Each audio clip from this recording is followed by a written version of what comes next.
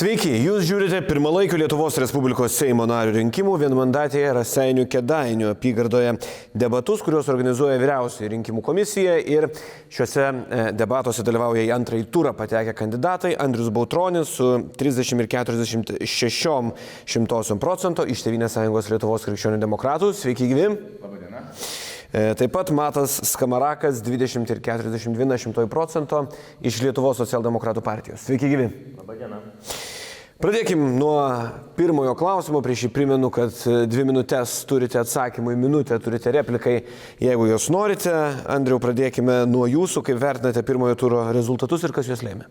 Vertinu gerai, kadangi įvertinus esamą situaciją, vasaros pati pabaiga, žmonių užimtumas, tai aktyvumas nebuvo labai didelis, nors tikrai labai kvietėm ir skatinom, kad kuo daugiau gyventojų ateitų į rinkimus.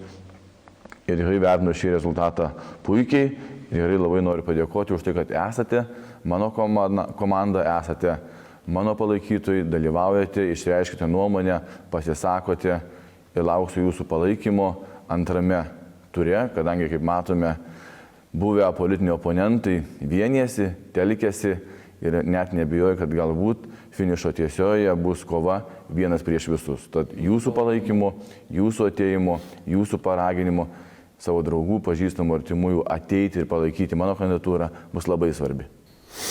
Taip, Matai, kaip jūs vertinat, kas lėmė tos rezultatus? Labadiena, gerbiami Raseinių Kėdainių krašto gyventojai. Labadiena, transliaciją žiūrintis žiūrovai. Rezultatus vertinu tikrai labai gerai. Kaip ir minėjau pirmoje laidoje, jaučiau iš tikrųjų didžiulį gyventojų palaikymą, dėl to kandidatavau į Lietuvos Respublikos Seimą. Ir iš tiesų rezultatas yra, manau, kad tikrai gana puikus, kadangi pirmajame ture dalyvavo 5 kandidatai, kurie yra kairiųjų pažiūrų ir tikrai patyrę politikai, buvę merai, buvę Seimo nariai. Iš tiesų tikrai esu dėkingas Jums, kad Jūs manim pasitikite, matote mano darbus padarytus.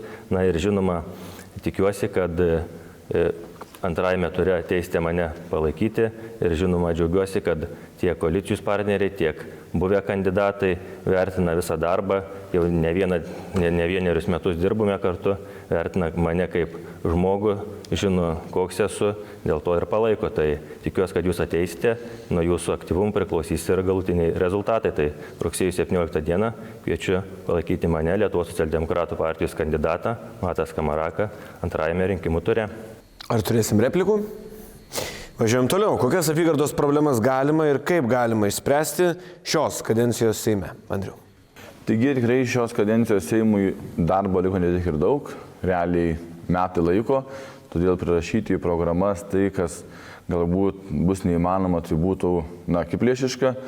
Problemos labai aiškios. Vasaros laikotarpiu aš su komanda vykdžiau apklausą Raseinių Kėdainių apygardoje, išanalizavome esamą situaciją, esamą problematiką ir aiškiai gyventojai suvarno, kur mato didžiausias problemas. Tai yra biurokratija, kelių ir tiltų renovacijos ir be abejo eilių mažinimas ligoninėse bei poliklinikose. Visą tai įmanoma padaryti dar per šiuos likusius metus ir šios problemos yra pačios aktualiausios, pačios reikšmingiausios mūsų šioje apygardoje, apie kurią mes kalbame, Raseinių Kėdainių. Be abejo, šalia išvardintų problemų mes turėtume spręsti dar eilę kitų, galbūt šiek tiek mažesnių, šiek tiek didesnių, bet reiktų labai aiškiai įsivardinti, kad likus metams laiko turi būti labai konkretus, aiškus tikslai, uždaviniai, kas bus įgyvendinta per šiuos metus. Taip, Matai? Yra iš tiesų gana nemažai problemų. Sakykime, pirmiausiai, tai žinoma, mūsų gyventojai, mūsų rajone, bent jau Raseiniuose, gyvena apie 66% gyventojų kaimiškose vietovėse, o 34 mieste, tai Raseiniuose ir Ariogaloje. Tai iš tikrųjų žmonėms, kurie gyvena kaimiškose vietovėse, yra aktualūs kelių klausimai, juos reikia spręsti ir be abejonės tą darysime.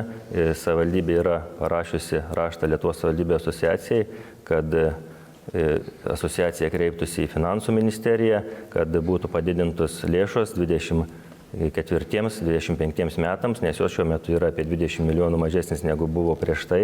Na, jeigu būtų padidintus, tai iš tikrųjų pajudėtų tam tikri projektai ir be abejonės būtų išasfaltuoti ir keliai ir taip toliau. Na ir žinoma, reikia žiūrėti į tam tikrus objektus. Dabar yra statomas Raseinių kūno kultūros ir sporto centro stadionas, tai reikėtų biudžete prašyti lėšų, kad galėtume pabaigti tam tikrus objektus, kaip Raseinių kūno kultūros ir sporto centro stadioną, pradėti Riogalos gimnazijos sporto salės statybas. Na ir jeigu būtų paskirta didesnis finansavimas, tai nuimtume tam tikrus sunkumus, kadangi šiuo metu dar nėra baigiamas statyti Raseinių kūno kultūros centras. Ar turim repliką? Kaip apskritai toks globalesnis klausimas turi atrodyti savivaldos ir centrinės valdžios galių balansas? Koks jis būtų idealus, Andriau? Na, aš manau, kad galbūt ne mums čia diskutuoti, koks galėtų būti tas balansas, nes mes per metus laiko būdami Seime tikrai galbūt jau nepakeisime tai, kas yra nusistovėjusios taisyklės tvarkos apribotos įstatymais, bet ką aš pažadu, kad šiuo metu kandidatas ir jeigu tikrai gyventojai pasitikėtų manimi ir patikėtų Seimo nario mandatą, aktyviai dirbti su abiejų savivaldybių merais, tarybų nariais, administracijos darbuotojais ir vadovais, kad būtų sprendžiamos tų rajonų problemos, kalbu apie Raseinius Kėdainius, nes labai svarbu Seimo nario darbas su savivalda, su meru, administracijos direktoriumi, administracijos darbuotojais, tarybos nariais, seniūnais, seniūnaičiais, vietos bendruomenių gyventojais, tam, kad tas visas problemas sukonsoliduoti ir perteikti tenais, kur jos yra sprendžiamos ir jas galima įspręsti. Todėl galiu pažadėti aktyvų bendarbiavimą, darbą, konsolidavimąsi dėl bendrų Raseinių ir Kėdainių savivaldybių tikslų. Matai, kaip jūs matote idealų savivaldos ir centrinės valdžios galių balansą? Na, aš manau, kad mes, kaip gerbiamas kandidatas Andrius Bautronis sakė, pradės dirbti su merais abiejais ir tai mes jau ir dabar dirbame ir bendradarbiavome tiek su Kėdainių savivaldybė. Tai šiuo metu esame pasitvirtinę savivaldybės tarybų sprendimą, kad bendradarbiausime nuo 24 metų su bendruomenėmis, kad sieksime bendrystės, kad dalinsimės gerąją patirtimį. Kėdainių savivaldybė Kėdainių bendruomenės yra pažengusios verslumų srityse, tai kalbant apie mūsų, sakykime, Šiluvą, kur dabar yra, atsidarys apie Lyduvėnus, kur atsidarys geležinkelio tiltas ir prieigos bus atviros, tai tenais irgi reikia galvoti apie verslumų skatinimą, tai be abejonės bendradarbiaujant tarp savivaldybių, kartu ir, sakykime, ir su merais dėl tam tikrų sprendimų, kurie yra aktualūs savivaldai, kad teiktume pasiūlymus, atstovautume savivaldą, tai aš manau, kad bendradarbiausiu glaudžiai. Replika? Na jo, ką gerbiamas vicemeras įvardino, tai tos problematikos daugiau sprendžiamos galbūt savivaldos rytyje, ką jie labai puikiai ir daro. Bet reiktų įvardinti, kad Seimo nario, vienas iš didžiausių uždavinių tai yra investicijos, infrastruktūriniai klausimai, kurie būtų sprendžiami Vilniuje, o pridėtinę naudą gautų Raseinių ir Kėdainių gyventojai. Norite atsakyti? Rudens sesija Seimo, ją jau ir pateksit prasidėjusią, jeigu keliausit į Seimą, kokius svarbiausius klausimus tos rudens sesijos matot, Andriau? Svarbiausias klausimas man kaip vienmandatininkui, tai be abejo būtų, jeigu rajono gyventojai tiek Kėdainių, tiek Raseinių pasitikėtų manimi, tai yra 24 metų biudžetas. Ir biudžetas turėtų būti labai aiškus, augantis tiek Raseinių kraštui, tiek Kėdainių kraštui. Nes tai yra pagrindinis valstybės dokumentas priimant 24 metų biudžetą, nuo kurio atliepia ir savivaldybių gyvenimas, bendruomenių gyvenimas, įstaigų, įmonių gyvenimas. Tai čia dėsiu didžiausias pastangas, kad per finansinę naudą didžiausią naudą gautų Raseinių rajono savivaldybė ir Kėdainių savivaldybė. Tai yra didžiausi uždaviniai, nes tik tais gavus tinkamą, reikalingą ir didesnį finansavimą būtų galima išjudinti tam tikras problematikas, apie kurias mes ir kalbame. Kokius jūs matote svarbiausius rudensinius klausimus? Aš taipogi pasakysiu, kad svarbiausias yra biudžeto formavimas ir reikia numatyti kiek įmanoma daugiau lėšų jau anksčiau minėtiems objektams. Ar norit replikuoti? Važiuojam tada prie kito klausimo. Mokesčių reforma yra vienas iš šios kadencijos pažadų turbūt likusių. Kaip jinai turi atrodyti, jūsų nuomonė, į ką turi būti orientuota valstybės mokestinė politika apskritai? Andriau. Na jo, mes jau apie mokestinę politiką kalbėjome keliuose debatuose, tai aiškiai varnu, kad taip. Tai yra įstatymas, tai yra projektas, tai yra idėja, kurią reikia įgyvendinti, tačiau nereikia jos įgyvendinti buldozeriu, nereikia jos įgyvendinti vienašališkai. Kai kurie oponentai kalba, jog tikrai stabdyti, tikrai neįgyvendinti, tikrai nepriimti. Tai aš noriu pasikartoti, jog aiškiai varnu ir Europos komisaras gerbiamas Sinkevičius, jog jei Lietuva neįgyvendina mokestinės reformos, nepasileidžia europinės lėšos, RRF lėšos ir tikrai stoja daugelis projektų. Todėl aš tikrai, būdamas Seimo nariu, kviesiu dar kartelį visas socialinės grupės, kurios yra įtraukiamos į mokestinę reformą, kad aiškiai sakytų savo problematiką, kad priimant mokesčių reformos įstatymą būtų atsižvelgta į visas suinteresuotas grupės, kad tai būtų ne buldozerio, kaip minėjau, ne vienšališkų sprendimų priimta, bet bendrų sutarimų priimtas bendras sprendimas, nueita į Seimo posėdžių salę ir priimtas dokumentas. Matai, kaip jūs matot idealią valstybės mokestinę politiką? Kaip turi atrodyti mokesčių reforma? Aš manau, kad šitai mokesčių reformai, kuri yra teikiama dabar, mes tikrai negalime pritarti, kadangi jinai bandoma stumti buldozeriu. Šiuo metu netgi kai kurie koalicijos partneriai nepritarė šitai reformai.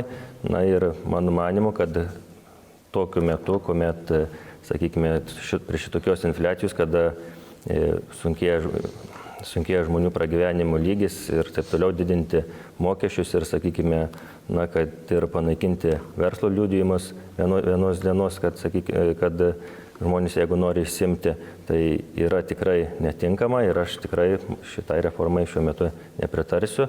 O tai, kad jinai vėluojanti ir kad Finansų ministerija susitarė būtent per mokesčių didinimą, tai aš galvoju, kad kai kas turėtų prisimti ir atsakomybę. Replikų bus? Keliaujam toliau. Kaip apskritai projektuojat savo politinę karjerą, ką per ją norėtumėt pasiekti, tiek kalbant apie postus, tiek apie projektus? Andriau. Apie darbinius projektus aš jau užsiminiau, kuomet kalbėjau apie problematikas Raseinių Kėdainių savivaldybių teritorijose. O kadangi esu kandidatas į Lietuvos Respublikos Seimo laisvą poziciją, tai mano siekimybė dalyvaujančios rinkimus ir tapti Lietuvos Respublikos Seimo nariu. Apie visą politinę karjerą. Žinot, man labai patinka karjeroje ir gyvenime žengti žingsnį po žingsnio. Tai realiai, jeigu sėkmingai įvyktų šie rinkimai, kitų debatų metu, manau, būtų galima kalbėti apie kitus žingsnius. Gerai, Matai, koks jūsų politinės karjeros projektas? Iš tiesų, niekada aš neturėjau jokio politinės karjeros projektų. Atėjau į savivaldybės tarybą, pradėjau dirbti, žmonės įvertino mano darbą, ir toliau atsakingai dirbu, o nuo mano darbo rezultatų ir priklausys mano ateities, sakykime, karjeros galimybės. Replika? Keliaujam toliau. Kaip vertinat savo šansus antrajame ture, nuo ko jie priklausys? Be abejo, kad jie priklausys nuo gyventojų pasirinkimo. Tai čia manau, kad aš kaip kandidatas tikrai daug bendraujantis, daug važiuojantis, daug kalbantis, išklausantis, sprendžiantis. Tai tiesiog įvertinę gyventojai, šiuo atveju 2 kandidatus, tikrai turėtų pasirinkimą, kuris jų manimų yra geresnis, kuris turi realesnius šansus padaryti daugiau darbų Raseinių Kėdainių kraštui, įvertinant tai, kad vienas iš mūsų automatiškai, kadangi politinė situacija greičiausiai nebepasikeis likusius metus, tai vienas iš mūsų turi teisę dirbti pozicijoje, kitas turi be abejo, kad galimybę dirbti opozicijoje, tai reikėtų gyventojams įvertinti, kokį jie norėtų turėti Seimo narį, ar tai iš pozicijos, ar tai iš opozicijos, nes nuo to priklauso pridėtinė vertė Raseinių kraštui, Kėdainių kraštui. Prisiminkime savivaldos debatus, kuomet tikrai gerbiamas Arvydas Nekrošius įvardijo, jog yra dideli skirtumai, kuomet Seimo narys dirba pozicijoje ir opozicijoje. vienas iš pasirinkimo momentų buvo, bent jau per debatus įvardijo dabartinis Raseinių savivaldybės meras, kad jisai dalyvauja rinkimuose į savivaldą, nes būdamas opozicijoje tikrai negali gyveninti tam tikrų idėjų. Tai reikėtų nebijoti gyventojams įsivardinti vis dėlto. Tai ko mums, jums ir visam kraštui, tiek Raseinių, tiek Kėdainių reikia. Ar Seimo nario opozicijoje, ar Seimo nario pozicijoje. Nes nuo to priklausys darbai, finansavimas ir galimybės mūsų kraštui. Matai, kaip jūs vertinat savo šansus antrajame ture, nuo ko jie priklauso?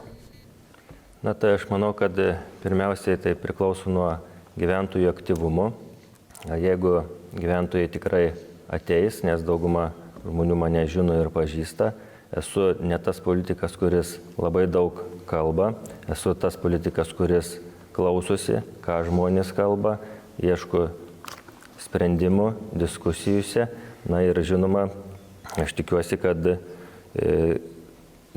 turiu ne vieną patirtį ir dirbdamas ir savivaldybės tarybos nariu, kuomet buvau opozicijoje, bet mes iš tiesų radome tam tikrus sprendimus, kur pagerinti, kad ir Ariogalos gimnazijos, Ariogalos sporto centro salės sutvarkymas, tai būnant man opozicijoje, pavyko įtikinti tuometinį merą Algirdą Gricių, kad būtų skiriamos lėšos šios salės remontui. Taip pat ir kitų daug darbų yra padaryta, kur argumentuotai įrodyta ir aš manau, kad tiek dirbant opozicijoje galima tikrai pasiekti gerų rezultatų.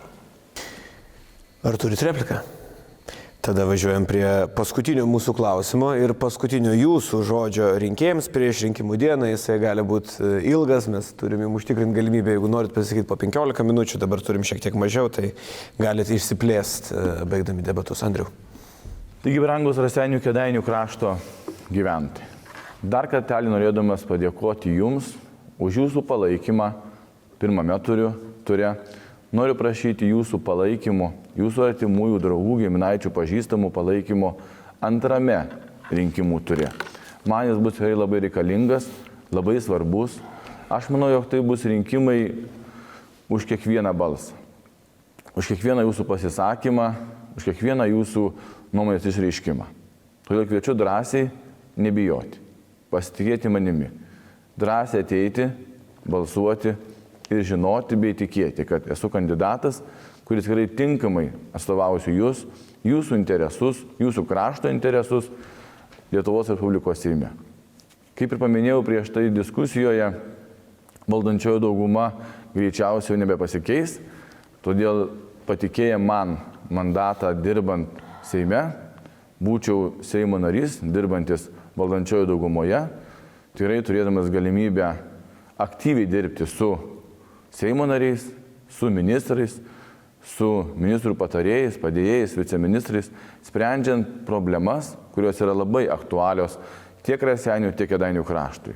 Kaip bebūtų, bet iš opozicijos ne visuomet galima išspręsti daugelį problemų, o tuo pačiu metu, kuomet lieka tik tais metai, tuo labiau. Plius, mano darbinė patirtis būnant meru tikrai yra įdirbis didelis, atsakingas ir manau, kad bus lengva, dirbant man Seimo nariu, jeigu pasikviesite manimi, sprendžiant problemas jau su ministrais, su ministrų ratu, nes tas įdirbis tikrai atliktas dirbant meru. Tad ačiū Jums ir lauksiu Jūsų palaikymo, pasitikėjimo antrame rinkimų ture. Matai, Jūsų paskutinis žodis prieš rinkimus. Tai tikrai noriu dar kartą padėkoti Raseinių Kėdainių krašto gyventojams už palaikymą ir labai Jūsų visų prašau, nesvarbu, kurį ar mane, ar Andrių, gerbiam Andrių, palaikytumėt, bet svarbiausia, kad Jūs visi ateitumėte atlikti pilietinę pareigą ir rugsėjo 17 dieną sudalyvautumėte rinkimuose ir išreikštumėte savo nuomonę. Ir prieš reiškiant savo nuomonę, Jums reikėtų savęs paklausti, ar Jūs esate patenkinti dabartinis valdančiosios daugumos sprendimais ir užduotų tonų, ar Jums tikrai yra svarbu civilinis sąjungos įstatymas, narkotikų dekriminalizavimo įstatymas, aš jiems nepritariu. Ir žinoma, aš būčiau 13 frakcijos narys, pastiprinantis opoziciją. Ką tai reikštų? Tai reikštų, kad šitie įstatymai, ko gero, nebūtų pateikti. Tai noriu Jums padėkoti ir dar kartą kviečiu atlikti pilietinę pareigą. Gal repliką dar turėsim? Gerų rinkimų. Gerai, ačiū labai abiem kandidatam. Pakartotinis balsavimas rugsėjo 17 dieną Raseinių Kėdainių apygardoje. Kviečiame ateiti į rinkimus ir ačiū, kad žiūrėjote.